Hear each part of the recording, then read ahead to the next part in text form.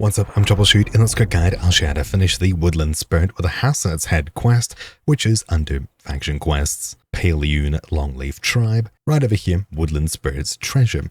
This one takes us back to the enchanted forest thing, all the way up north by Silver Wolf Mountain, and here you're asked to pull out your lantern and basically follow this path that flashes by, and if you're like me, you've run around it a few times, you found absolutely nothing. What exactly are we looking for? Well, I'll head backwards along this path, which is not what you're supposed to do, but eventually you'll hear what I'm speaking about.